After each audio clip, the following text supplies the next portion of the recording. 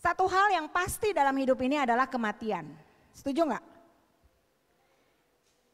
Itu pasti loh, ya. Jadi ada sebuah cerita, siapa yang paling kuat? Terus saya udah pernah cerita tapi belum sampai selesai. Jadi tiba-tiba dibilang bahwa yang paling kuat itu baja. Kenapa? Akhir-akhir ini baja itu sudah menjadi pilihan untuk buat rumah ya. Di bagian atas, dulu kayu ya. Karena banyak berat, rayap, teknologinya sekarang jadinya baja. Wow, kamu paling kuat karena kamu selalu berada di atas, tahan dengan cuaca dan sebagainya. Tiba-tiba api bilang gini, sabar. Siapa bilang dia kuat? Kalau saya datang, baja itu pun terbakar. Ya. Wow, berarti api yang paling kuat. Sabar, air bilang. Kalau aku datang dan disemprotkan di api itu, maka api itu akan mati. Dan akhirnya dibilang, wow, berarti air yang paling kuat. Lalu air bilang gini, tidak. Sebenarnya saya tidak paling kuat. Ada yang namanya matahari. Makanya di beberapa ada negara yang menyembah matahari ya. Matahari itu paling kuat. Karena kalau dia terik,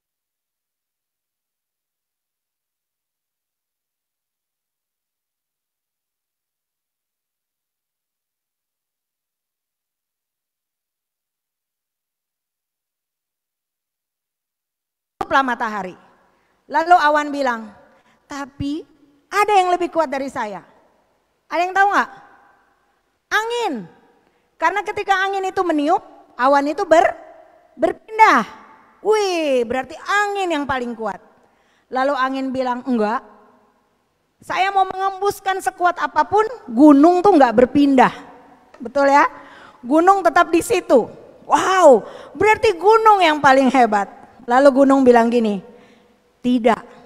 Itu ada manusia kaki dua jalan-jalan bawa traktor. Saya dipotong-potong badan saya. Ditutup di Tanjung Bunga, akhirnya bisa jadi daratan. Wih, berarti manusia yang paling hebat. Lalu manusia bilang, tidak. Saya takut sama yang namanya kematian. Siapa di sini yang takut dengan kematian? Karena semua berusaha makan yang sehat, suplemen yang banyak, uang keluar untuk body segala macam demi kesehatan supaya nggak cepat mati. Betul ya? Berarti ada yang paling ditakuti manusia, yaitu apa? Kematian atau maut. Lalu datanglah mereka dan bertanya, wow, berarti kamu yang paling hebat. Lalu maut bilang begini, dulu saya paling hebat. Semua takut. Daniel ada, Abraham ada, Yusuf ada, semua mati. Tapi 2000 tahun yang lalu ada satu manusia masuk ke dalam kerajaan maut. Dia tidak bisa ditahan. 3 hari kemudian dia bangkit.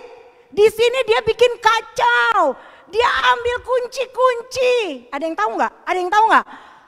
Dia ambil kunci-kunci. Dia berkhotbah buat semua. Dia lepasin orang-orang yang terikat di dalam kerajaan maut.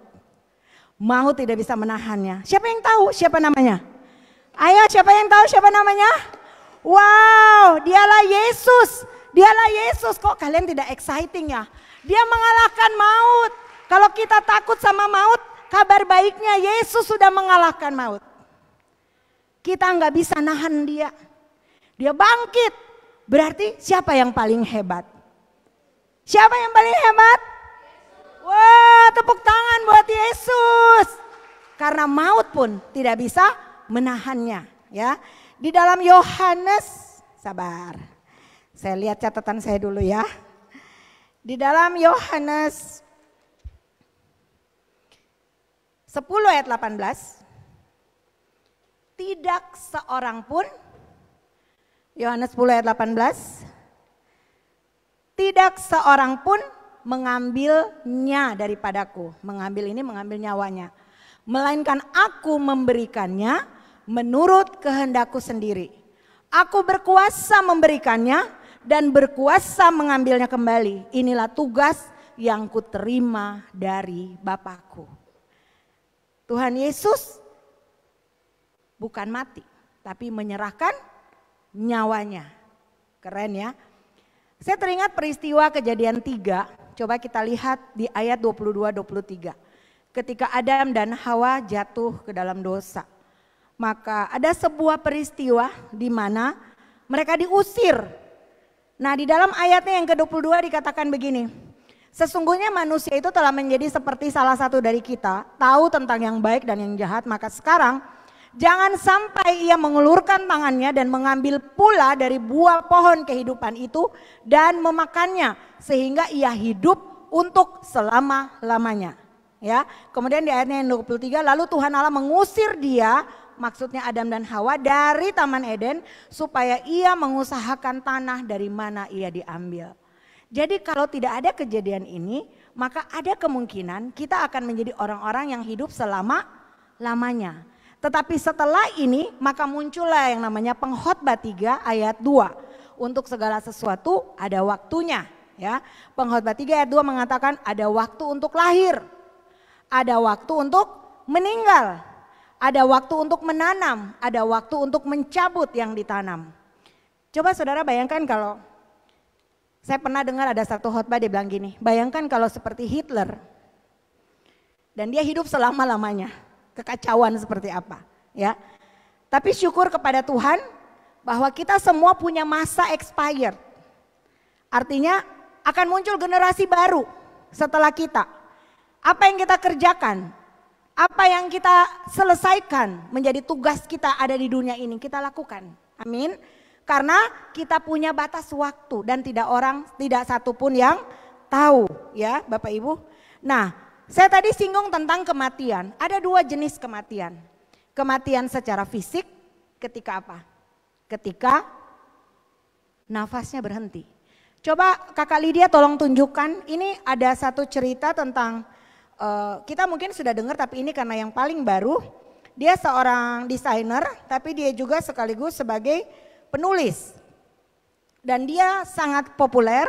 Tiba-tiba dia didiagnosa kanker dan faktanya dia menulis tentang tidak ada artinya semua yang sudah dia kumpulkan, tidak ada gunanya semua yang sudah dia capai, kekayaan ya. Saya memiliki merek mobil paling mahal di dunia di garasi saya, tapi sekarang saya bepergian dengan kursi roda. Rumah saya penuh dengan segala macam desainer pakaian, sepatu dan barang berharga. Tapi tubuhku terbungkus dalam lembaran kain kecil yang disediakan oleh rumah sakit. Ada cukup uang di bank, tapi sekarang aku tidak mendapatkan keuntungan dari uang itu. Rumahku seperti istana, tapi aku berbaring di ranjang ukuran ganda di rumah sakit. Aku bisa pergi dari hotel bintang 5 ke hotel bintang 5 lainnya. Tapi sekarang aku menghabiskan waktu pindah dari lab yang satu ke lab yang lain di rumah sakit. Aku memberi tanda tangan pada ratusan orang. Tapi catatan dokter hari ini selalu menjadi tempat tanda tanganku. Aku punya 700 perhiasan untuk menghias rambutku. Sekarang aku tidak memiliki rambut di kepalaku. Dengan jet pribadi aku bisa terbang kemanapun aku mau. Tapi sekarang aku butuh bantuan 2 orang untuk sampai ke teras rumah sakit. Meskipun ada banyak makanan, tapi dietku ada 2 tablet sehari dan beberapa tetes garam saat malam hari. Meskipun rumah, mobil, jet, furniture, begitu banyak rekening bank, begitu banyak reputasi dan ketenaran. Tapi tidak satu pun dari mereka yang bermanfaat. Dan satu pun dari semua barang berharga bisa membuat saya lega. Kehidupan yang sebenarnya adalah tentang memberikan manfaat kepada banyak orang.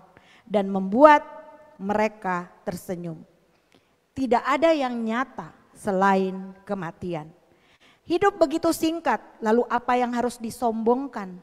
Teruslah berbenah diri. Karena kita tidak tahu kapan kita dipanggil Tuhan. Bapak Ibu, ada waktunya kita harus berhenti dari semua aktivitas. Dan kita mulai merenung, perjalanan kita selama ini sudah sampai di mana. Ada banyak orang yang tidak pernah menaruh prioritas untuk urusan yang namanya kekekalan. Padahal kita tahu bahwa hidup ini ada hidup sesudahnya. Ada amin? Setuju? Artinya kita tidak akan hidup hanya selama kita ada di bumi ini. Selama raga masih ada, tapi begitu nafas berhenti, maka sesungguhnya kita sudah ada di kehidupan yang lain. Coba kita renungkan, 24 jam Tuhan berikan. Berapa jam kita pakai hanya untuk mengurus hal-hal yang akan kita tinggalkan? Come on, coba kita fair. Sekarang office hour itu about 8 jam. 24 jam dalam 8 jam, berarti sepertiga. 16 jam yang lain, apa yang kita lakukan? Berapa jam yang kita buat sebagai investasi untuk hidup kekal? Ini mungkin sesuatu yang biasa. Tapi kalau hari ini menjadi hari terakhir buat kita, atau tiba-tiba didiagnosa, yang tadi itu Clarida itu, dia tiba-tiba didiagnosa kanker. Dan cerita akhirnya dia berhenti untuk mau dirawat kemo, dia sudah berhenti, dia stop semua. Walaupun masih ada proses lagi untuk kemo, dia bilang saya tidak mau lagi kemo, saya sudah terima. Dan bagaimana waktu sisa ini saya manfaatkan untuk menutupi hari-hari yang sudah saya pakai dengan tidak benar.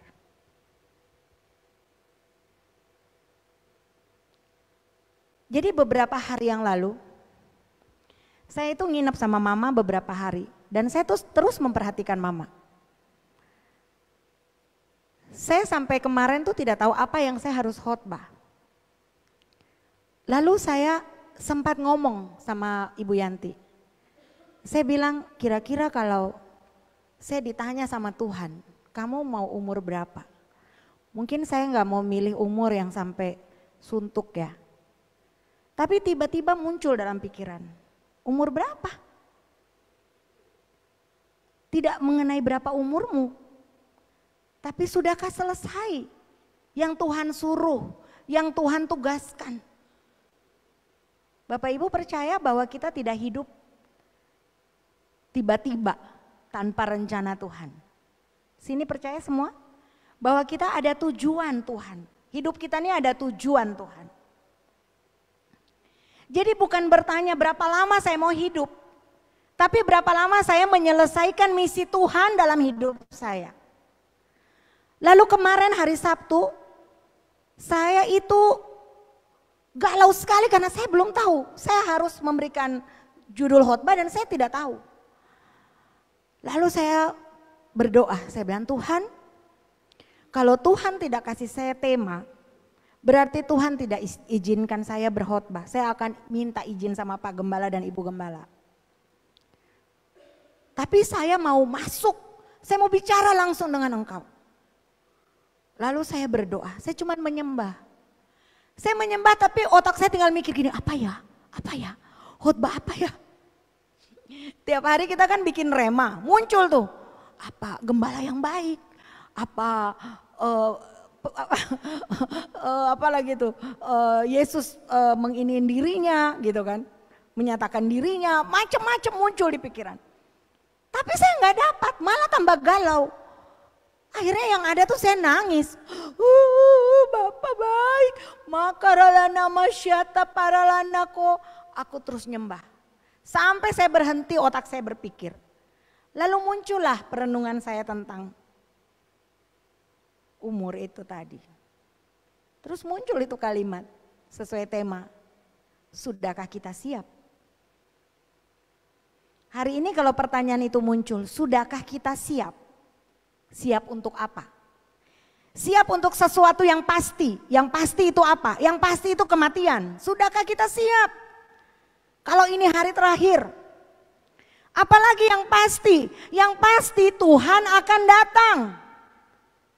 Betul nggak? Ada yang belum tahu bahwa Tuhan akan datang? Di sini ada yang belum tahu? Semua sudah tahu bahwa Tuhan akan datang. Sudah siapkah bahwa surga dan neraka itu nyata? Coba Kakak Lydia kasih tunjuk sedikit yang indah-indah. Kita lihat surga itu gambarannya seperti apa. Sebenarnya kalau ngomong surga itu ini cuma seperberapa lah ya. Karena surga itu kalau kita ngomong misalnya gini, gimana rasanya rumah tanggamu? Surga banget. Itu kan pasti tidak ada pertikaian, happy ya. Penggambaran dari kata surga itu. Ya. Nah, surga itu di dalam 2 Petrus 1 ayat 11, ini para malaikat. Di dalam 2 Petrus 1 ayat 11, surga itu dilambangkan sebagai sebuah kerajaan. Ya. 2 Petrus 1 ayat 11.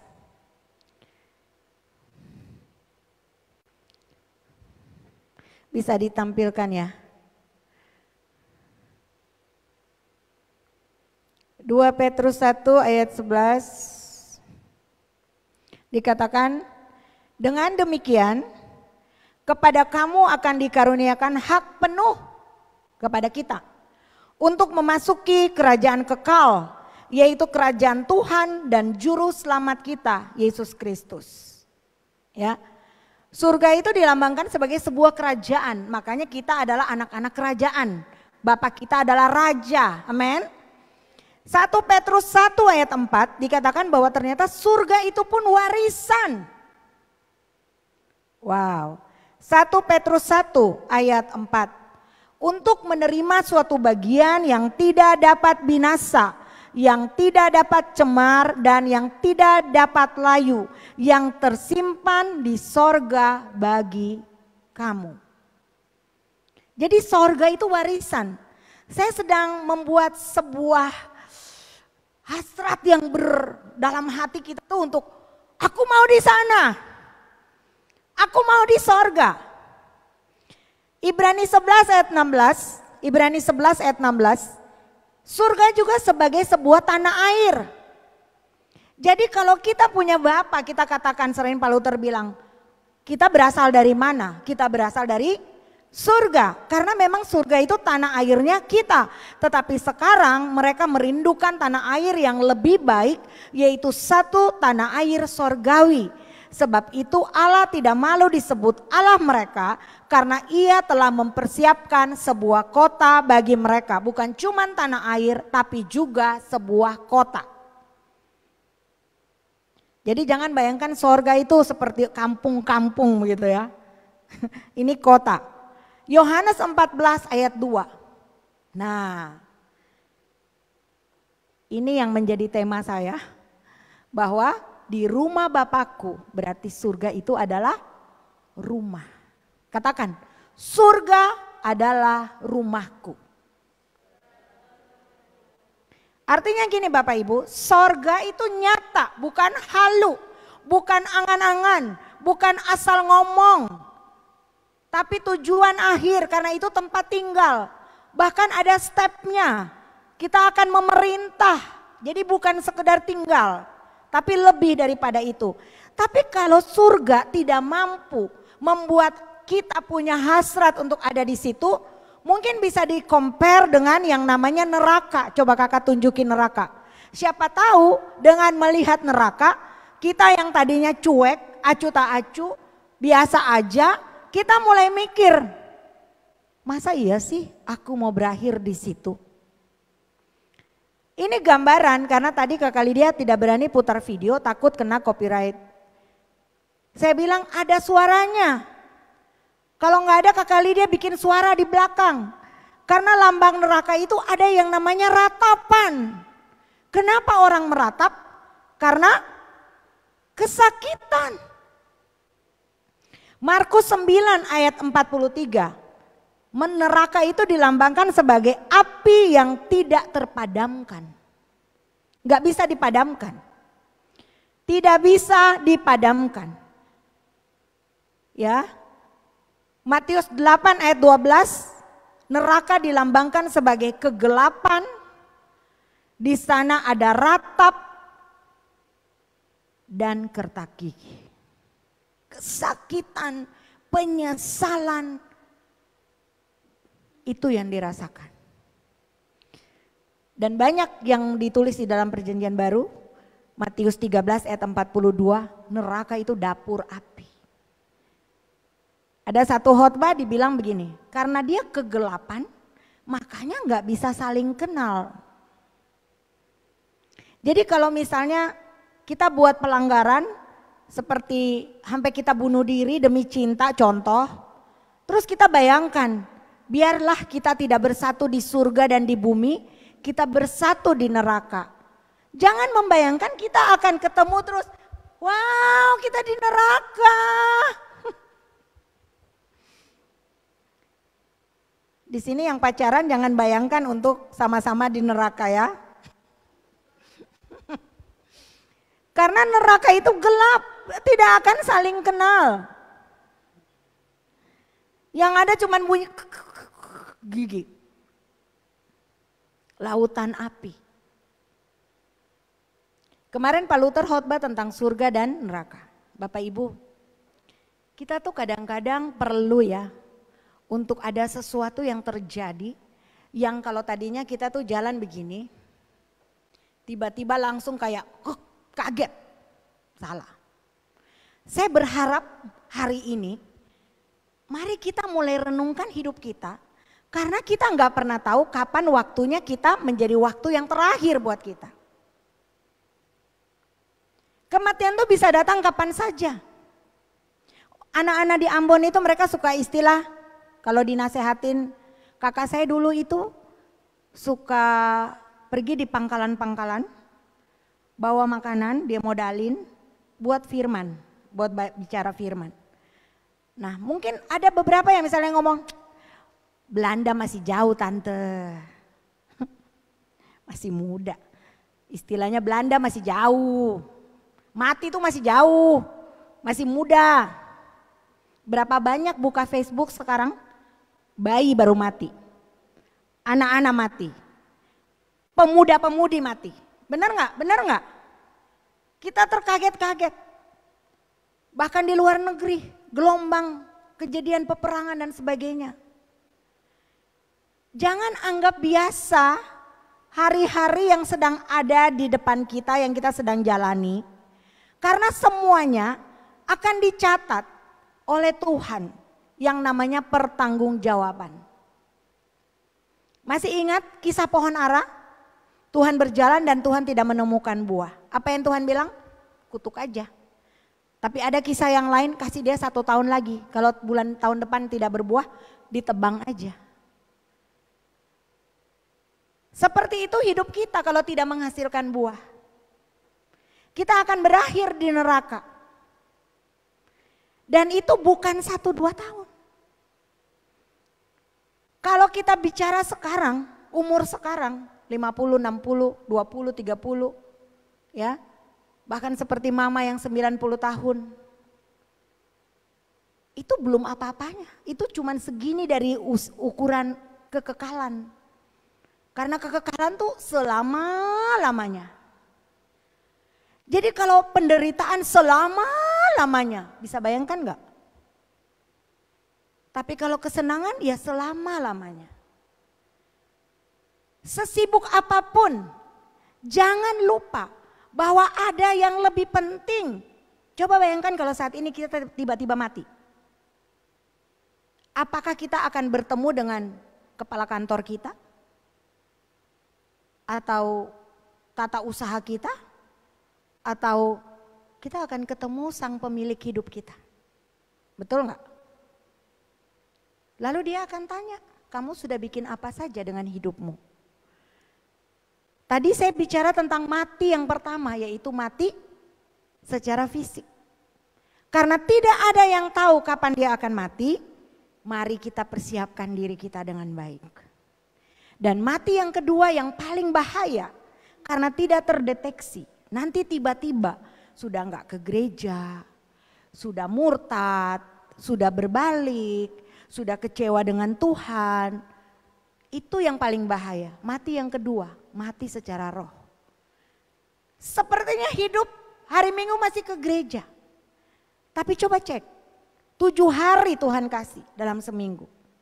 Ada enggak hari dia dengan Tuhan? Komunikasi, ingat Kekristenan itu artinya hubungan. Itu yang membedakan Kristen dengan agama yang lain.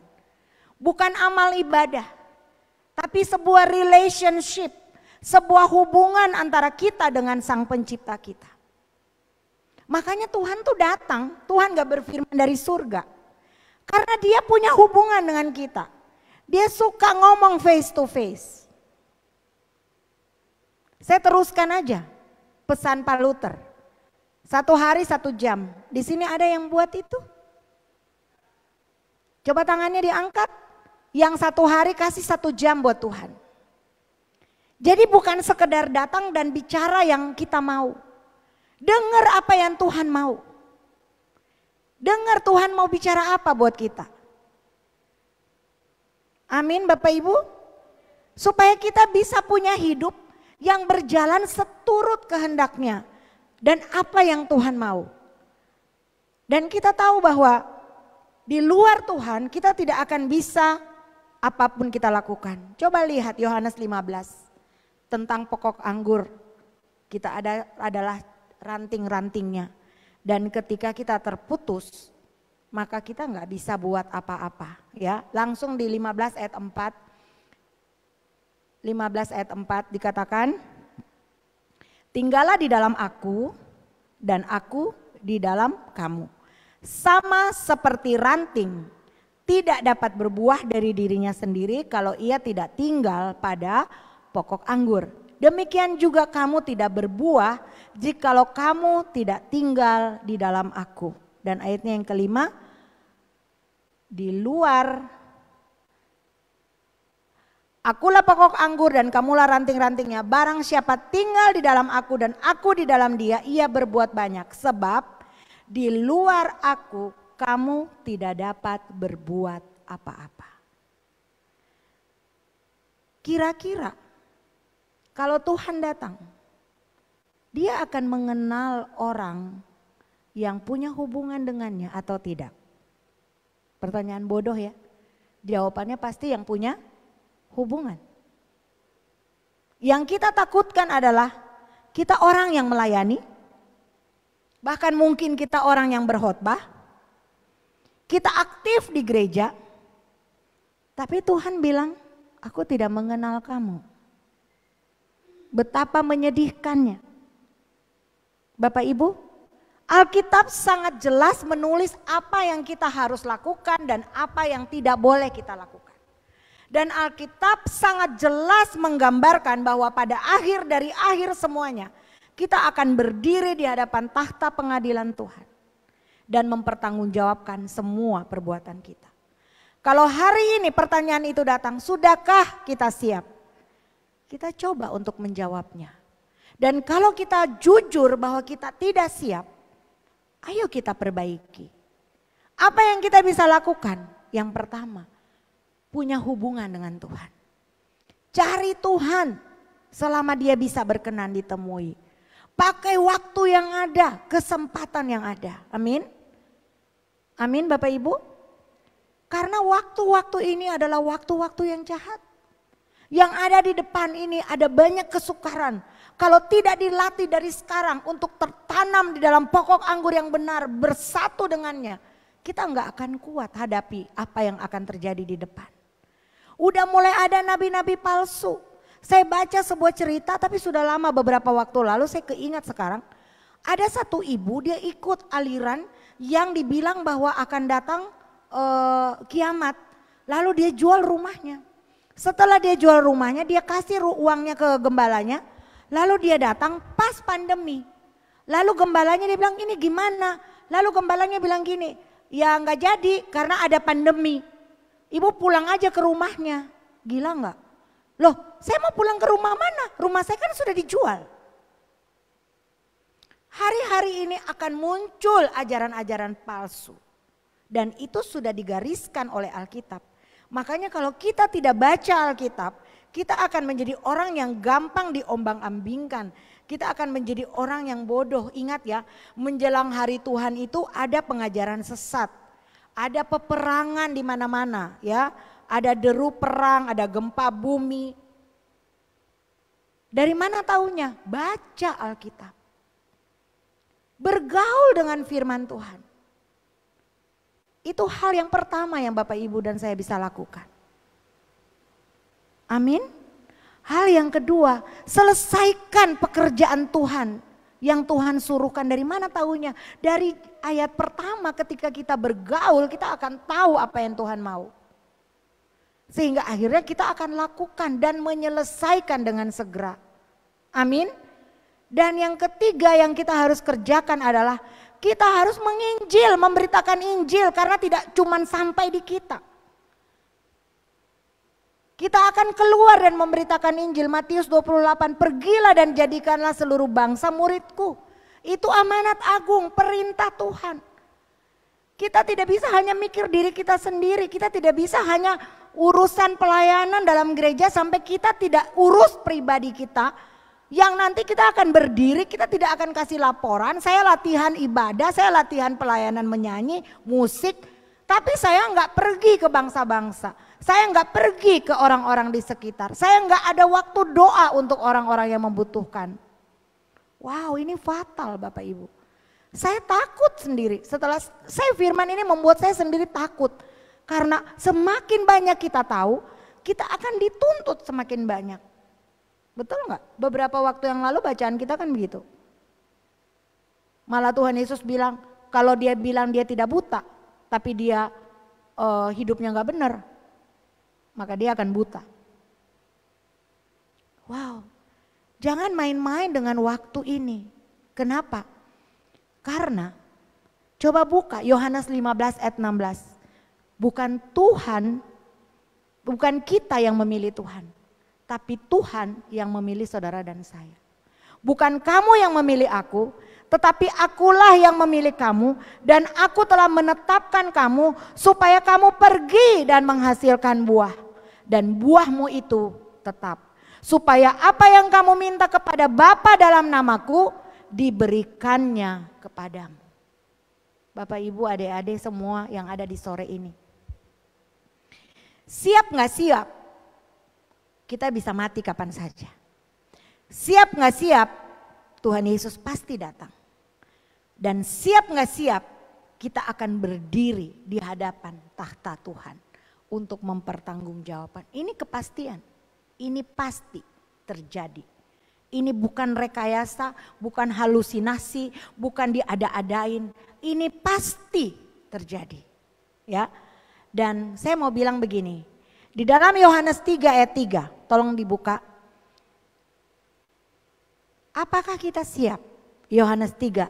Yesus menjawab, ini percakapan Yesus dengan Nikodemus. Sesungguhnya jika seorang tidak dilahirkan kembali, ia tidak dapat melihat kerajaan Allah. Saya ingin kita lihat ini sebentar. Ayat ini kita lihat sebentar ya. Ini percakapan Tuhan Yesus dengan Nikodemus. Nikodemus itu siapa? Seorang yang pandai. Ya, bukan orang main-main. Di sini dikatakan bahwa ada satu kalimat yang Yesus bilang bahwa dia harus dilahirkan kembali. Kita pasti sudah pernah baca cerita ini. Dan ayat ini dikatakan begini, jika tidak dilahirkan kembali, ia tidak dapat melihat kerajaan Allah. Satu waktu saya pernah nonton, ada satu artis Indonesia, tulisan bukan nonton, beberapa puluh tahun lalu. Lalu di situ ditanya, tanggal lahirnya tanggal berapa? Terus dia nanya begini, tanggal lahir yang mana? Karena saya lahir 2 kali. Tanggal lahir secara fisik dan tanggal lahir secara roh. Saya mau tanya, semua yang ada di sini, apakah semua sudah lahir baru?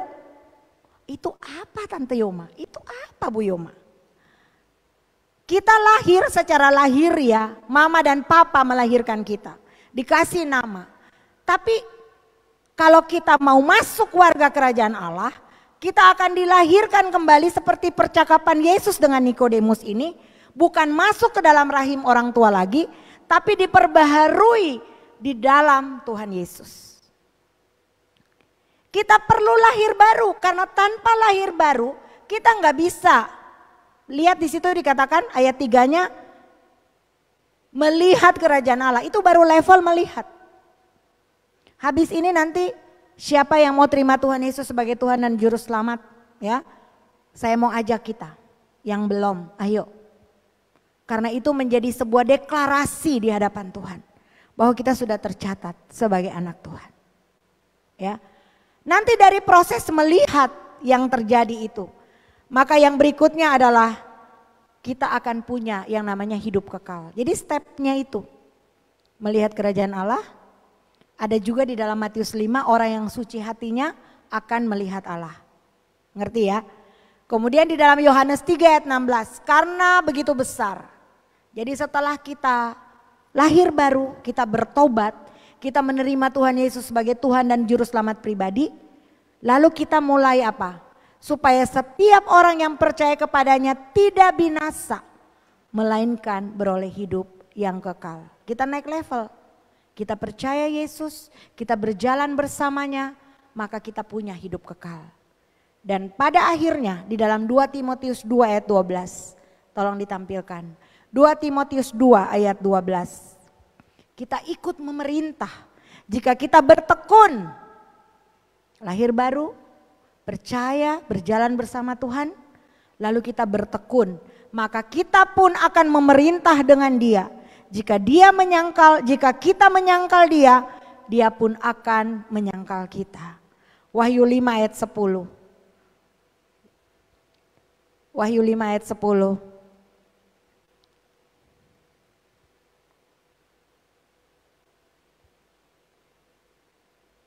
Dan engkau telah membuat mereka menjadi suatu kerajaan dan menjadi imam-imam bagi Allah kita. Dan mereka akan memerintah sebagai raja di bumi. Kita akan memerintah bersama Tuhan. Wahyu 22 ayat 5. Itu lanjut ayat 6 dulu kakak. Wahyu 5 ayat 10, kemudian Wahyu 20 ayat 4. Wahyu 20 ayat 4. Kepada mereka diserahkan kuasa untuk menghakimi. Aku juga melihat jiwa-jiwa mereka yang telah dipenggal kepalanya karena kesaksian tentang Yesus dan karena firman Allah. Kita akan siap untuk menderita karena level kita adalah memerintah bersama Tuhan. Ya. Yang tidak menyembah binatang, yang tetap setia menerima tandanya pada dahi dan tangan mereka, dan mereka hidup kembali dan memerintah. Ini orang-orang yang sudah pada zaman antikris, tapi mereka akhirnya akan ikut memerintah bersama Tuhan Yesus. Dan Wahyu 22 ayat 5 terakhir. Wahyu 22 ayat 5 dikatakan, dan malam tidak akan ada lagi di sana. Ini terakhir Bapak Ibu. Malam tidak akan ada lagi, ini di surga Bapak Ibu. Dan mereka tidak memerlukan cahaya lampu dan cahaya matahari. Ingat matahari neraka itu dapur api, tapi kegelapan. Bagaimana ya bisa? Ya. Tapi itulah bukan buat kita dibuatnya, tapi buat iblis dan para pengikutnya. Sebab Tuhan Allah akan menerangi mereka dan mereka akan memerintah sebagai raja sampai selama-lamanya. Jadi kalau hari ini pertanyaannya, apakah kita siap?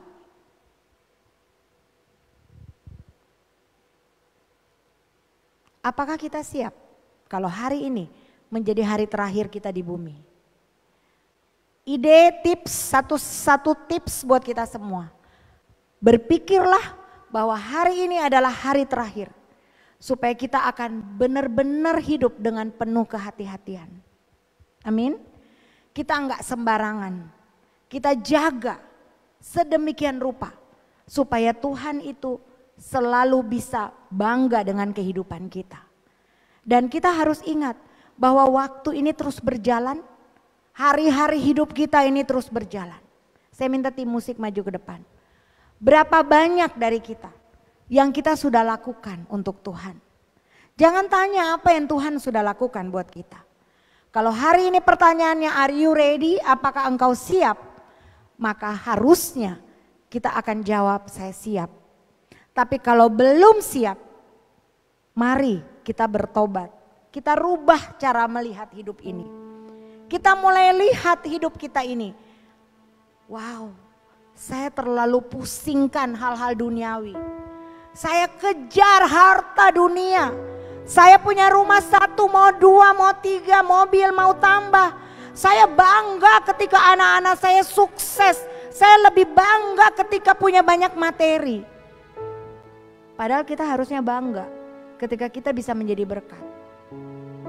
Kita harusnya bangga ketika kita bisa memberi buat orang-orang yang ada di sekitar kita. Saya punya kesaksian pribadi. Saya beberapa hari lalu, saya ini bukan tipe orang yang suka menghitung. Saya bukan tipe orang yang mengatur, memanage. Saya berjalan aja, termasuk hal-hal yang namanya uang. Bahkan saya nggak punya uang, tiba-tiba anak saya transfer. Beberapa menit kemudian saya ditelepon sama seseorang dan dia membutuhkan uang yang jumlahnya sama dengan uang yang anak saya transfer.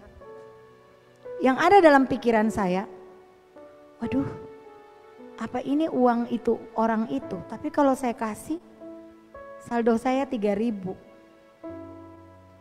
Terus tiba-tiba yang telepon saya bilang gini, sabar, saya mau telepon dulu yang lain. Terus saya, oh mungkin bukan. Setelah itu, besoknya ada yang transfer ke saya. Lalu orang yang semalam telepon, dia telepon saya. Dan jumlahnya persis seperti yang saya baru ditransfer. Saya gak menunggu lama, saya langsung transfer. Yang baru dikasih saya transfer. Bapak Ibu, saya cek hati saya. Saya rasanya seneng banget. Saya seneng banget. Itu gambaran yang saya mau cerita. Beberapa hari lalu, tiba-tiba saya coba mikir. Saya tuh gak akan mampu sekolahin anak saya. Tidak akan bisa, tidak cukup. Pikiran saya tiba-tiba muncul. Padahal saya tadi bilang saya bukan tipe yang suka memanage uang, menghitung, mengatur. Lalu saya mulai gini, saya harus gimana? Saya harus dapat kekurangannya dari mana? Saya gak bisa begini, gak mungkin. Atau saya bilang anak saya berhenti sekolah aja dulu, cuti. Tiba-tiba kakak saya kirim WA nyasar. Saya pikir gak nyasar karena, tapi kirimnya cuman gini, ditawarik, iblis mengecoh Daud untuk menghitung barisan.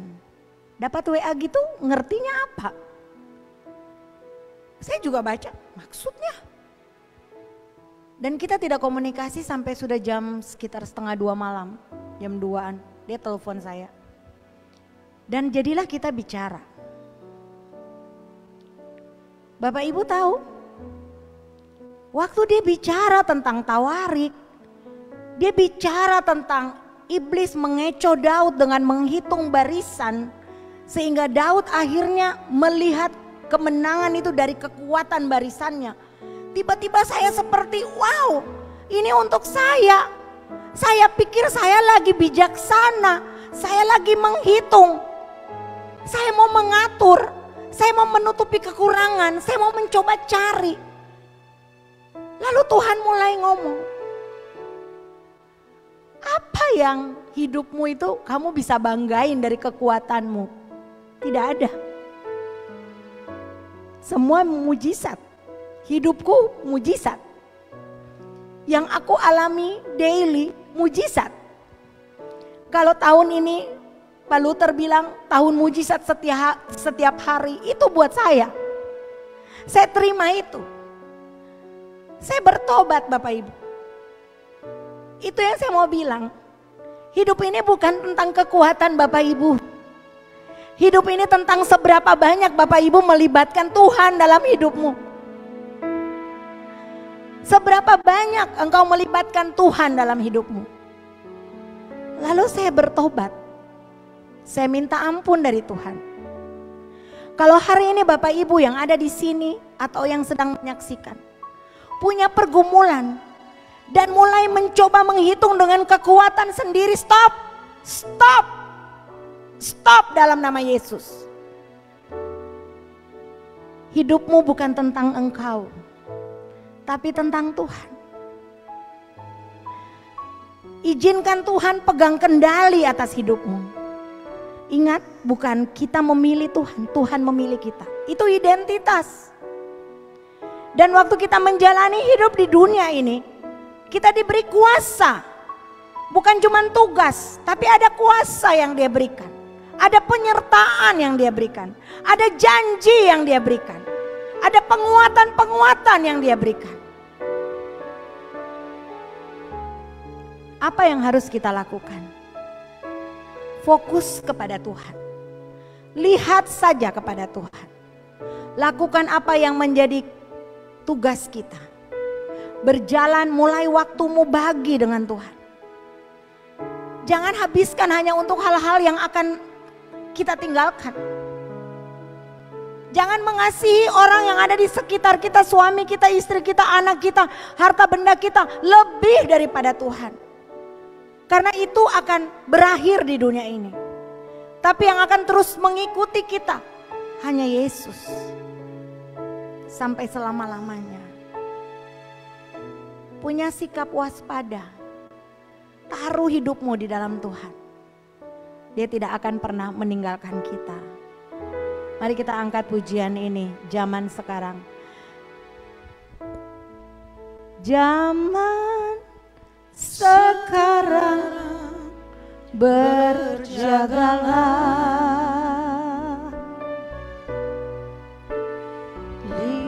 Lihat dunia bergelora.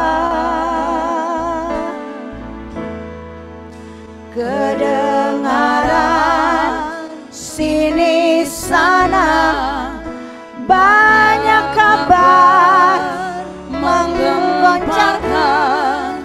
Berlindunglah dalam sabda. Sekali lagi.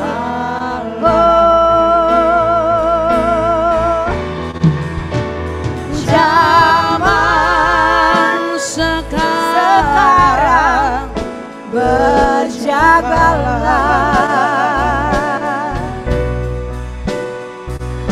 Lihat dunia bergelora. Kedengaran sini sana banyak kabar menggemparkan. Berlindunglah dalam sabda Allah. Berlindunglah dalam sabda Allah. Berlindunglah. Berlindunglah dalam sabda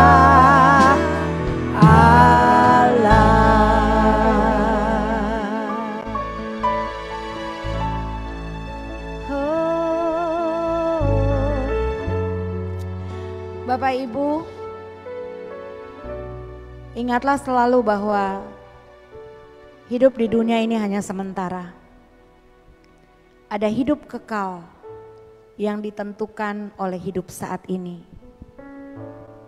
Apa yang kita kerjakan hari-hari ini menentukan posisi mana, di mana kita akan berada di hidup yang akan datang. Kalau akhir-akhir ini banyak Bapak Ibu dengar khotbah ya, beberapa hari yang lalu Pak Luther juga sedang khotbah surga dan neraka. Dan hari ini juga kita khotbah tentang adanya surga dan neraka, hidup yang kekal. Ya. Jangan anggap sepele. Jangan anggap biasa. Pasti ada maksud Tuhan. Pasti ada tujuan Tuhan. Terima setiap firman dengan hati yang haus dan lapar. Tanya buat Tuhan, ini bagian mana yang saya harus rubah. Jangan puas dengan keadaanmu sekarang. Kalau hari ini engkau terlalu banyak waktu engkau berikan untuk hal-hal dunia, mulai koreksi kembali. Balik. Posisimu berdiri, tadi pagi khotbahnya. Lihat posisimu berdiri. Buat hubungan yang baik dengan Tuhan. Apapun persoalanmu, Tuhan Yesus jawaban yang terbaik untuk kita. Amin. Saya ingin mengajak adik-adik di sini, kalau belum pernah yang namanya lahir baru, atau belum pernah menerima Tuhan Yesus sebagai Tuhan dan Juru Selamat, saya mau mengajak bangkit berdiri dan kita akan doa sama-sama. Yuk, kalau yang sudah, ya sudah. Tapi kalau yang mau, ayo bangkit berdiri. Jangan pusingkan orang lain, jangan pusingkan sekitar. Ini urusan pribadimu dengan Tuhan. Kalau hari ini Tuhan berdiri di hadapan contoh Wira, Tuhan bilang, kamu mati. Siap nggak? George, kamu udah siap? Jangan main-main. Jangan main-main. Jangan main-main. Jangan pernah main-main. Saya baca cerita orang-orang yang mati tiba-tiba itu banyak sekali. Tidak ketahuan, tiba-tiba. Itu pun bisa terjadi buat kita. Amin. Ada di sini yang mau berdiri, kita berdoa bersama? Ayo. Semua sudah terima Tuhan Yesus, jangan lihat kiri kanan, jangan nengok sana nengok sini. Tiap hari kita perlu memperbaharui komitmen kita sama Tuhan. Ya. Kalau semua sudah siap, ya puji Tuhan. Aku percaya Tuhan Yesus ada di tempat ini, Tuhan Yesus bergerak juga untuk teman-teman ibu-ibu, bapak ibu yang ada di Zoom yang menyaksikan. Apapun yang menjadi persoalan kehidupan mereka, Engkau Tuhan menjadi jawaban yang terbaik. Engkau Tuhan menjadi jalan keluar yang terbaik. Biarlah kami semua bertemu sumber itu, yaitu Yesus. Dan sumber itulah yang akan menyelesaikan semua persoalan kehidupan kita. Terima kasih Tuhan Yesus. Hamba sudah menyelesaikan apa yang hamba sampaikan. Roh Kudus, Engkau bergerak masuk dalam hati pikiran semua yang sudah mendengar. Dan firman ini akan jatuh di tanah hati seperti tanah hati kardio hupotaso, tanah yang taat, hati yang akan menumbuhkan buah yang banyak, buah yang subur, buah yang tetap. Dan Tuhan akan disenangkan pada saatnya Tuhan. Ketika Engkau memanggil kami atau ketika waktu kami berakhir, maka kami menjadi pribadi-pribadi yang siap di hadapan Tuhan. Mari Bapak Ibu, kita akan perjamuan, saya serahkan kepada